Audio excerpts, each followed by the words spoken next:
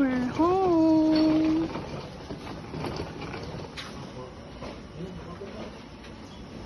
Tao po. Open the door, Liam. Hello. Open the door. Hello. Hello, Liam. How are you? Baby. Look, How are you? Appear, appear. Meet Liam, my youngest brother.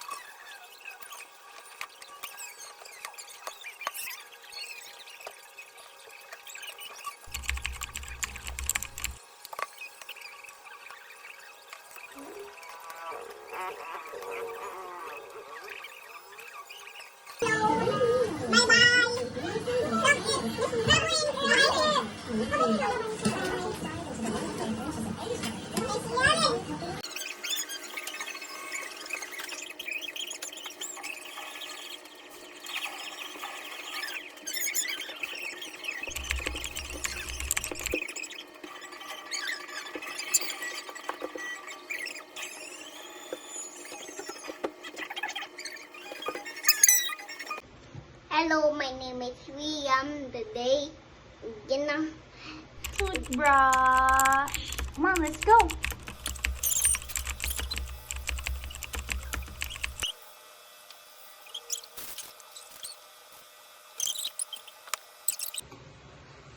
think it. Okay, it's done. Bye-bye. Thank you for watching. More videos. Bye. I'm gonna go and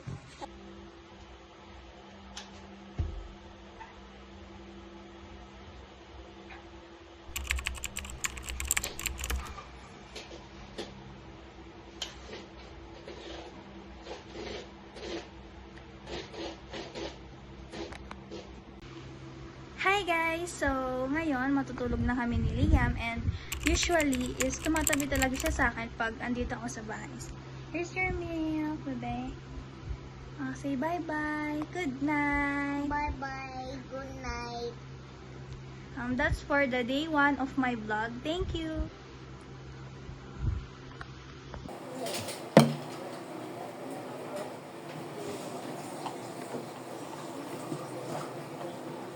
Day 2.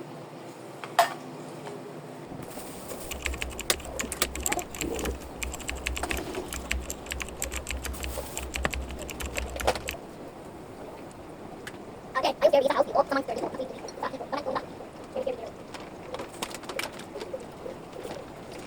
Papa, are you scared people? Papa, are you scared?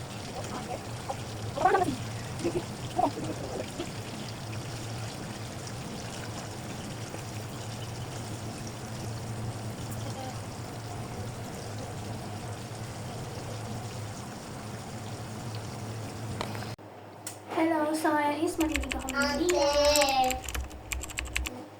Stand up na. Pray na. Hindi na. Pray. To the Father, the Son, the Holy Spirit. Amen.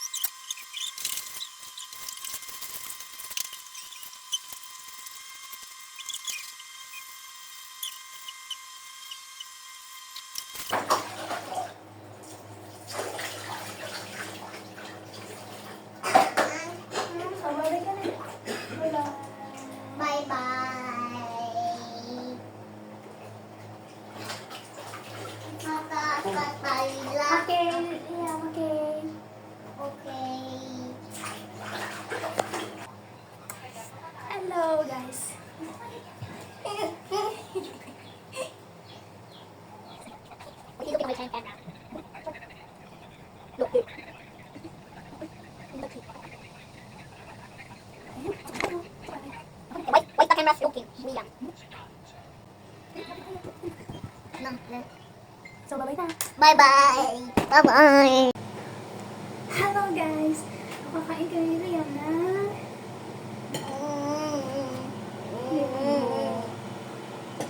it's okay. You can taste it. It's yummy. Go. It's okay. Yan na.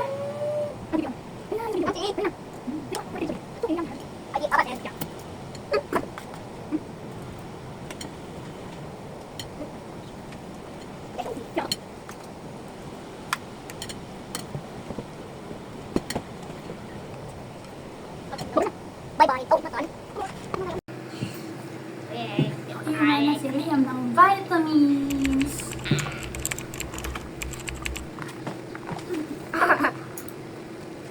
Mr. This. Wait, what's this?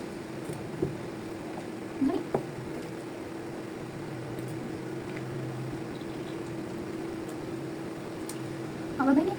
Bye-bye. Bye-bye. Hey. Hi guys! So, ito yung premyo ni Liam dahil kumain siya ng bimbo. Diba, kanina ayaw niya. Ah, ito na yung jelly mo. Okay. Happy siya. Oh, say bye-bye na.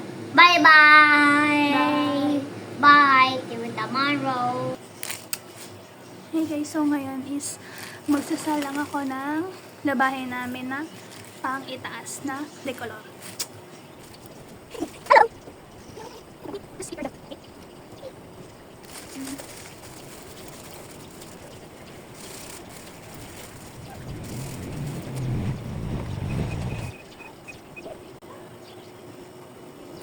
So yun guys, habang nakasalang yung labahan natin is maliligo na ako dahil para naniniwala ko sa kasabihan na time is gold. Kaya habang naliligo ako is nakasalang na siya. So pagkatapos ko maligo, magsasampay na. So yun lang, mamaya ulit. Bye!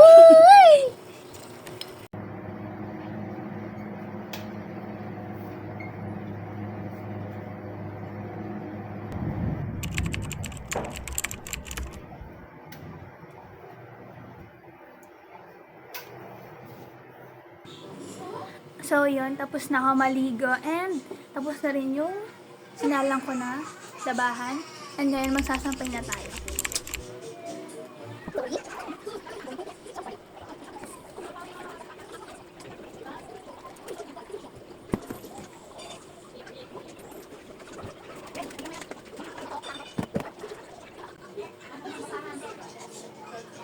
So, yun guys. Natapusin ko na to. Hanggang dito na lang. Bye-bye. So, ngayon is magsasaing tayo mga 4 na gatang.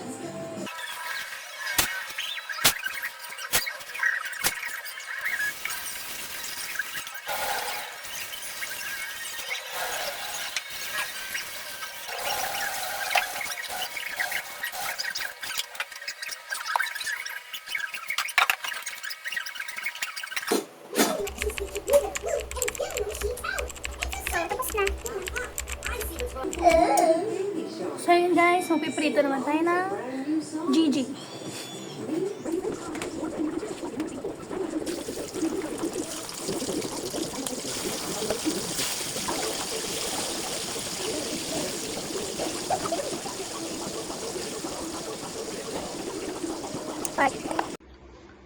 So ayun, si Papa na yung nag-toothbrush and nag-bihis kay Bebe. And ako na lang ngayon yung maghugas ng pinagkainan namin. Pero mamaya, matik naman na tatabi siya sa akin mamaya. Kasi pag matutulog, lagi siya sa akin natabi. So, yun lang. Hi guys! So, ngayon, matutulog na kami ni Liam. Here's your milk.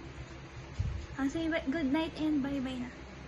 Good night. Bye-bye. Bye! Hi guys! Ngayon is nag-aaral ako ngayon and si Liam is napatulog ko na. And currently is 12:50 AM and nagluto din ako ng hash brown and pizza. And maya is matutulog na ako.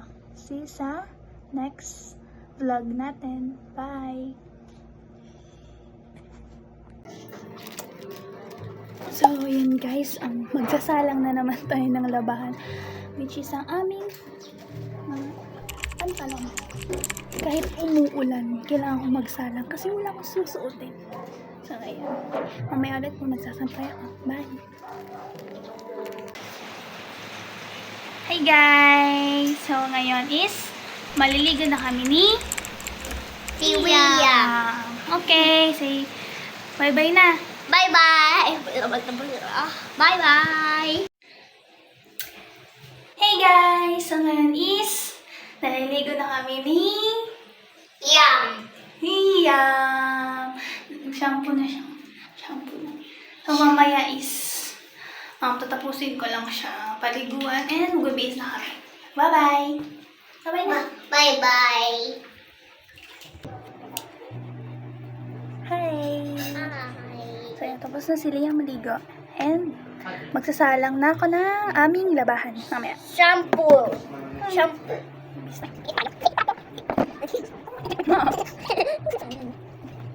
Hello. Hello. Look at me. I am a princess. Next is the lotion kami. Lotion. Ocean. Ocean. Ganun na to siya. Okay, wait a minute. Lagay mo sa ano. Wait mo. O, dali. Dito lotion. Ganun.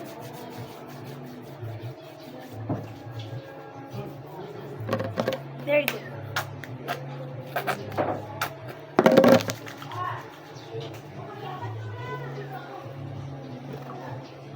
Wow. Wow. Oh, na. Oh, done. Done. Bye-bye. Bye-bye. Bye-bye. Takpan mo. Takpan mo. Yung camera, takpan mo. Dali. Hey guys! So, yun. Kumakain na kami ni Liam ng tahong na sinabawan and tilapia. So, yun. Mamaya na lang ulit pag matutulog na siya sa hapon. Bye-bye! Bye-bye. Hi guys! Time check is 1:23 and matutulog na kami ni Liam para siya ay tumangkad. Okay, say bye-bye na. Bye-bye. Bye-bye. Matutulog din muna ako. Then, gagawa ko ng gawain mamaya and maliligo. Bye! Hi guys! So, ngayon, nandito ako sa kwarto namin sa taas. And, oh my God, sinisinong ko.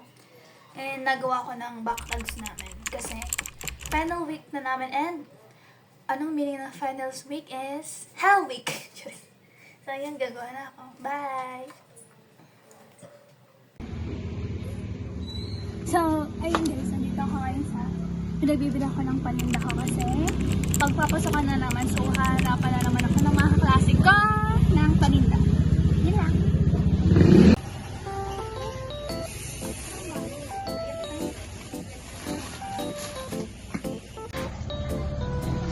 So yun, namili tayo sa paninda. Pa? Apa?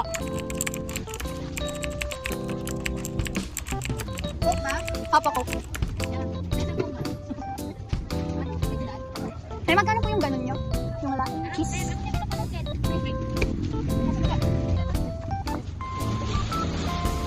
So yun, mamaya na lang. Magbabayad na tayo.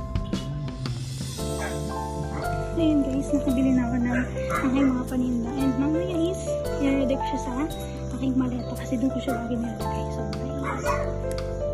Ay, hindi. Ha? Magulan mo, siguro sa musical mo. Anong pinamili nyo?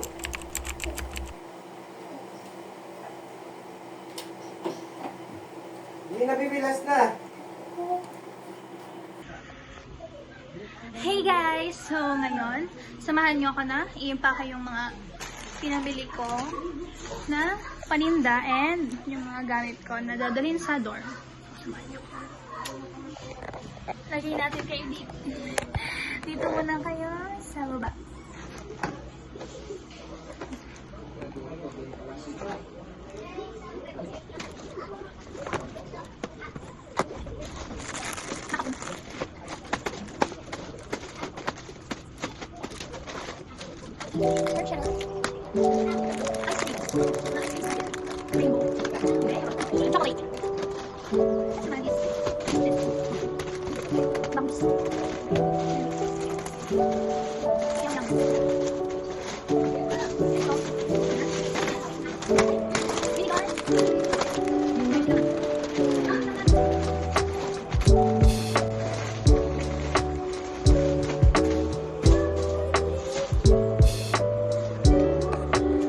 So, ayan guys. Ito na yung mga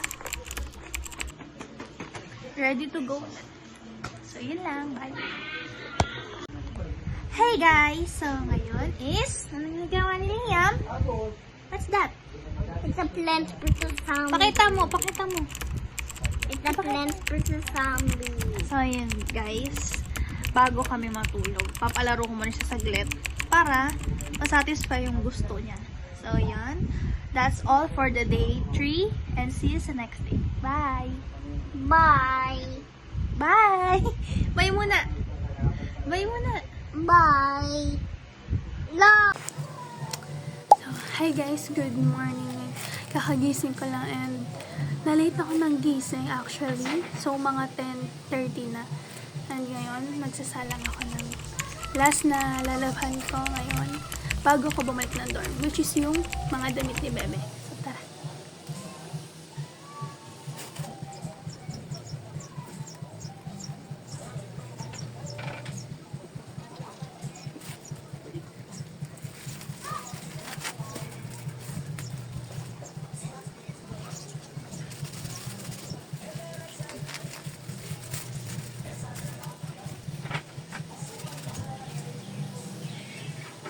So, mamaya na lang ulit pag isasampay natin.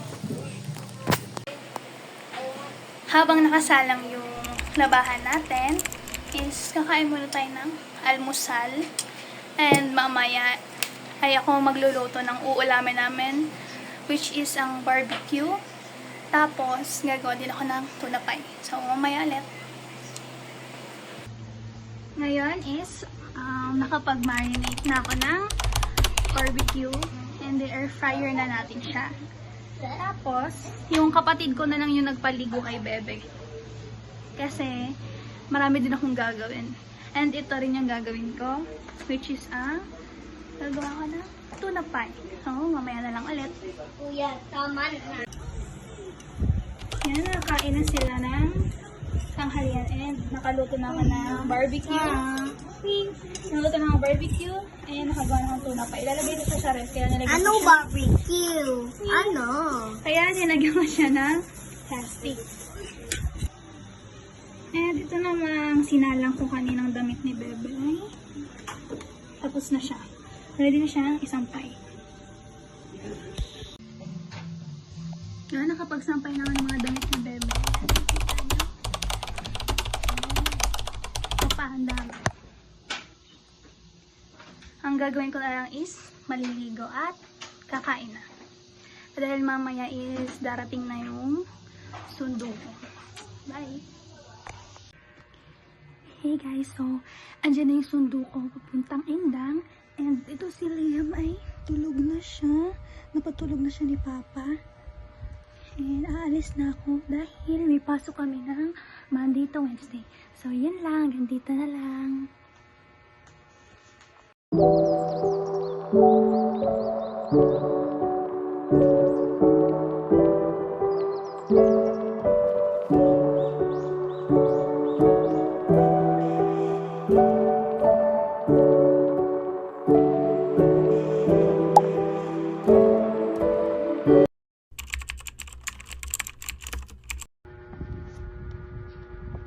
The imposed mother theory is based on my personal experience as the eldest daughter who ends up acting like a second mother in the household.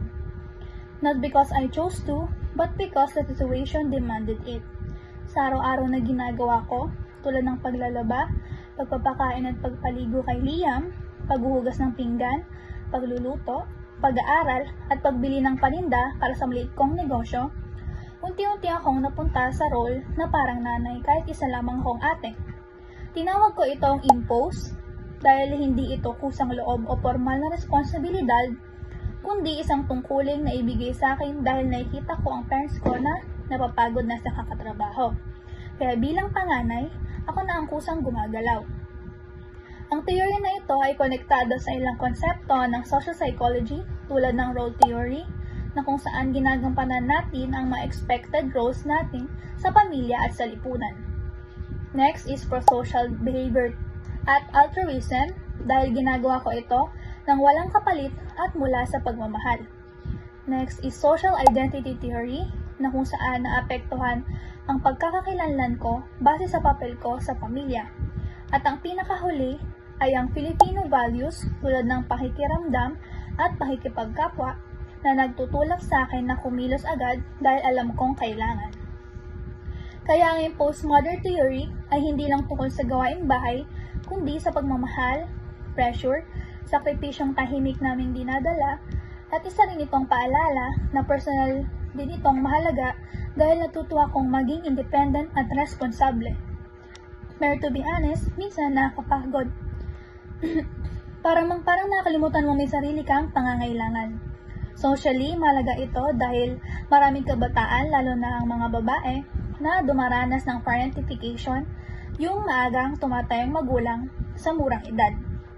Kaya ang postmodern theory ay hindi lang ito basta nagpapakabida-bida. Kami ang mga batang natutong unahin ng iba kahit gusto rin naming alagaan ang sarili. Kahit gusto rin naming alagaan ang sarili, alam naman namin na kailangan din namin gumawa na makakatulong sa aming mga magulang. At sa lahat ng postmodern dyan, I see you, I hear you, and you matter. Yun lang, and thank you for watching.